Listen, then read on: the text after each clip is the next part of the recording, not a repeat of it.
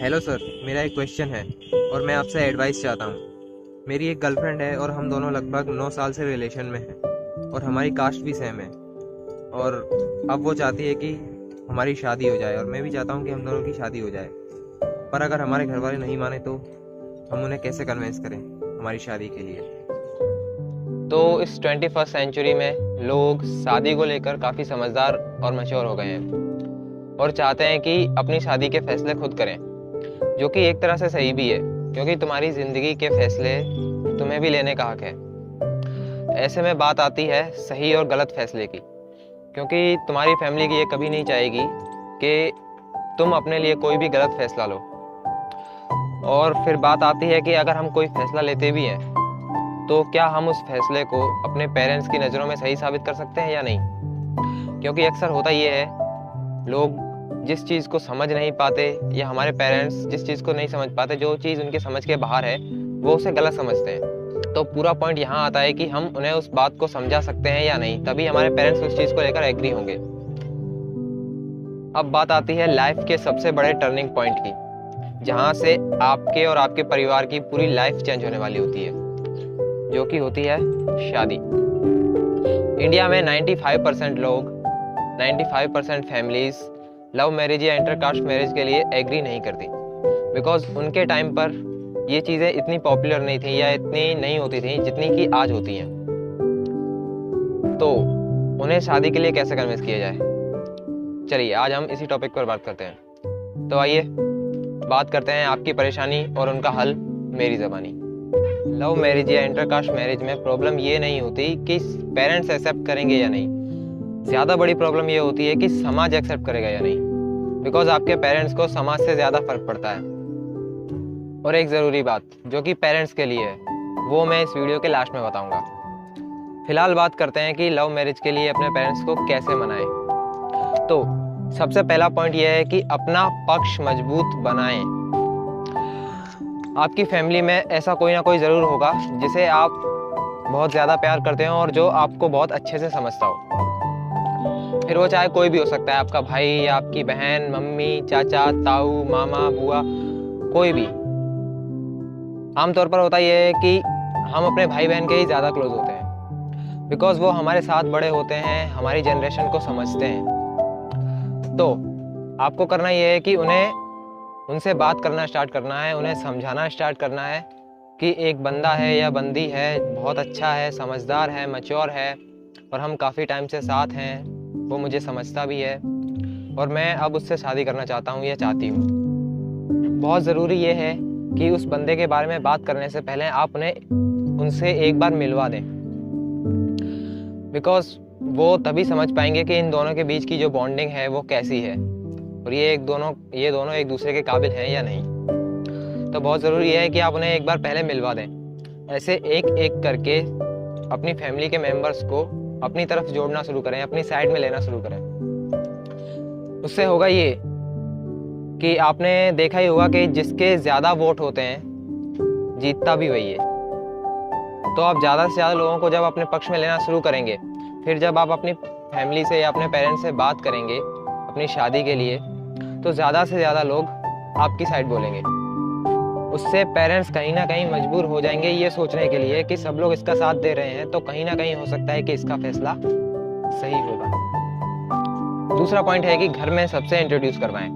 बहुत ज़रूरी है कि जिस बंदे या बंदी से आप प्यार करते हैं, जिससे आप शादी करना चाहते हैं, उसे अपने घर में सबसे इंट्रोड्यूस करवाएं एज अ फ्रेंड और उसका अपने घर पर आना जाना शुरू करवाएं। दूसरा पॉइंट, अपनी फैमिली और उसकी फैमिली को एक दूसरे से इंट्रोड्यूस करवाएं। ये सबसे ज़रूरी पॉइंट है, सबसे ज़्यादा मैटर करने वाला पॉइंट है, सबसे ज़्यादा हेल्प करने वाला पॉइंट है। बिकॉज जब दोनों फैमिलियाँ पहले से ही एक दूसरे को जानती होंगी तो वे इस चीज़ को समझेंगे कि लड़का या लड़की में कोई कमी नहीं है, ये दोनों एक दूसरे के लिए ठीक हैं, परिवार भी बहुत अच्छा है और हमारा बच्चा या बच्ची खुश रहेंगे। और जब आप उसे एज अ फ्रेंड मिलवाओगे तो घर वाले इतने भी बेवकूफ़ नहीं होते कि वो ये ना समझ सकें कि चल क्या रहा है। इससे होगा ये कि आप उन्हें बताएंगे भी नहीं और उन्हें एक हिंट भी मिल जाएगी। तो ज़रूरी है कि आप उसे अपने घर में पहले से ही इंट्रोड्यूस करवा के रखें as a friend. Third point ये है कि माहौल देखकर बात करें। आपने वो कहावत तो सुनी होगी, मौके पर चौका। तो आपको घर का माहौल देखकर बात करनी है। मान लीजिए आपके घर का माहौल ठीक नहीं चल रहा, काफ़ी समय से एक टेंशन है घर में, किसी बात को लेकर, किसी फाइनेंशियल प्रॉब्लम को लेकर, या कोई फैमिली प्रॉब्लम को लेकर, या कोई भी ऐसी प्रॉब्लम जिससे घर का माहौल काफ़ी समय से टेंस चल रहा है, कोई भी खुश नहीं है, सब लोग किसी ना किसी टेंशन में है। तो उस समय पर आपको ये बात बिल्कुल भी नहीं करनी, वरना होगा ये कि माहौल और ज़्यादा टेंस हो जाएगा, सबकी टेंशन और ज़्यादा बढ़ जाएगी, और इनकार तो होगा ही, हो सकता है आपकी सुताई भी हो जाए। तो आपको उस समय पर बात बिल्कुल भी नहीं करनी। आपको बात कब करनी है? मान लीजिए आपकी फैमिली का माहौल 1-2 वीक से काफ़ी अच्छा चल रहा है, कोई प्रॉब्लम नहीं है, सब लोग खुश हैं, सब लोग एंजॉय कर रहे हैं, कहीं से कहीं तक कोई प्रॉब्लम नहीं आ रही। तब आपको पहल करनी है। सबसे ज़रूरी बात, आपको खुद पहल नहीं करनी है। आपको अपने भाई या बहन या जिनसे भी आपने पहले बात कर चुके हो और अपने पक्ष में कर चुके हो, उनसे पहल करवानी है, तभी आपके सक्सेस के ज़्यादा चांसेस हैं। फोर्थ पॉइंट है नॉर्मल बिहेव। आपको अपना बिहेवियर हमेशा नॉर्मल रखना है। हो सकता है जब आप अपनी शादी की बात करें तो घर का माहौल थोड़ा सा टेंस्ड हो जाए और वो आपका फैसला बदलने के लिए आप पर प्रेशर बनाए, तो उस टाइम पे आपको अपना बिहेवियर बिल्कुल भी चेंज नहीं करना है। ऐसी हरकतें बिल्कुल नहीं करनी कि मैं नहीं खाना खा रहा या मैं नहीं खाना खा रही, दिन भर चुपचाप रहना, अपने आप को एक कमरे में बंद कर लेना, किसी से बात ना करना। ये बच्चों वाली हरकतें आपको बिल्कुल भी नहीं करनी, वरना होगा ये कि वो समझेंगे कि आप अभी इस फैसले के लिए मेंटली प्रिपेयर नहीं हो, पूरी तरह मैच्योर नहीं हो, आप बचपने में आकर ये फैसला कर चुके हो। तो आपको करना ये है कि आपको फैमिली से अपना बॉन्ड बनाए रखना है।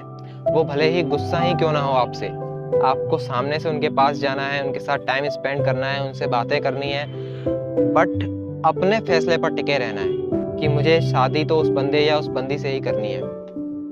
उससे होगा ये कि आपकी फैमिली को लगेगा कि आप पूरी तरह मैच्योर हो और आपको अपने फैसले पर पूरा भरोसा है कि आप सही हो। तो हो सकता है आपकी फैमिली धीरे धीरे करके मान जाए।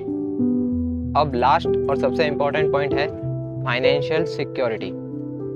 अगर आपकी फैमिली एग्री नहीं हो रही, फिर भी एक पॉइंट ऐसा होता ही है जहां पर वो 90% तक एग्री करते ही हैं, जो कि है फाइनेंशियल सिक्योरिटी।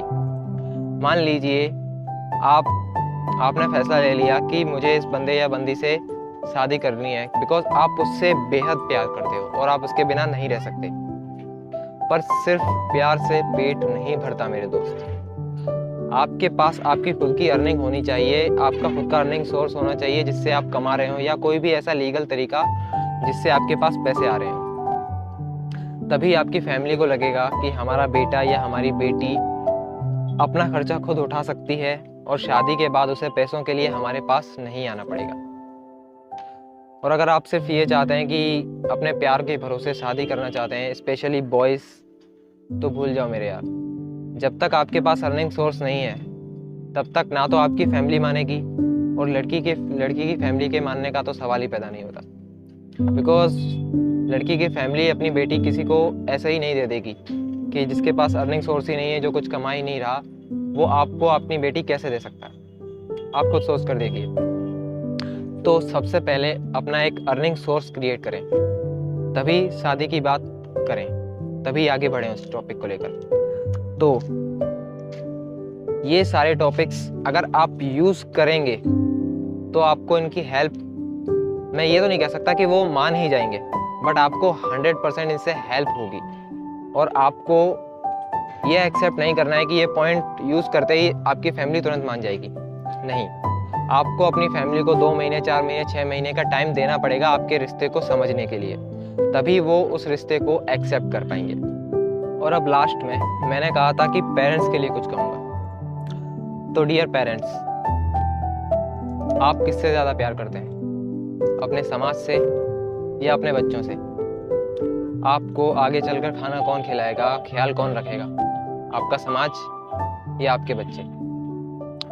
भगवान ना करे कभी आपके साथ ऐसा हो, पर अगर आपकी फैमिली पर कोई परेशानी आती है तो आपका समाज केवल एक वक्त का खाना लेकर आपके पास आ जाएगा, दूसरे वक्त आपको भूखा ही सोना पड़ेगा।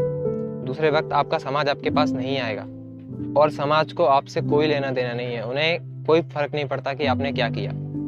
वो बस एक पल आपके बारे में बातें करेंगे और दूसरे ही पल वो किसी और फैमिली को निशाना बनाएंगे और उसकी बुराइयां करना शुरू कर देंगे। और क्या गारंटी है कि आप अपने बच्चों की शादी अपनी मर्जी से करते हैं तो समाज आपकी बुराई नहीं करेगा या फिर वो सक्सेस होगी ही। इस चीज की भी कोई गारंटी नहीं है। तो फिर क्यों उस छोटे से तुच्छ से समाज के पीछे आप अपने फैमिली की खुशियां बर्बाद कर रहे हो, अपने बच्चों की खुशियां बर्बाद कर रहे हो।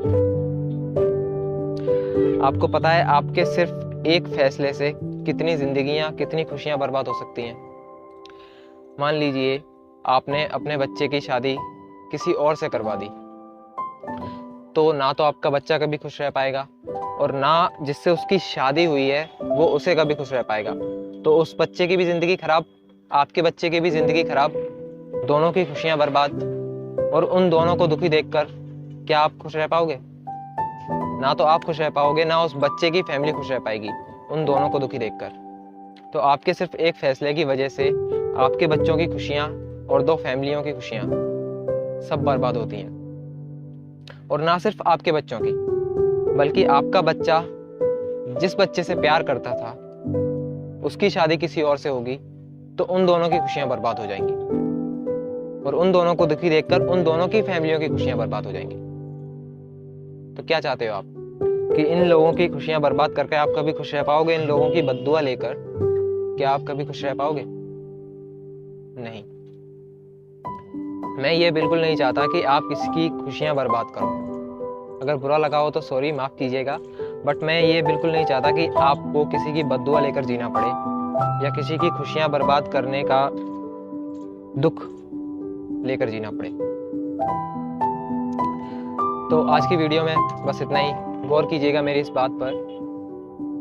चलते हैं, मिलेंगे अगली वीडियो में। Bye bye.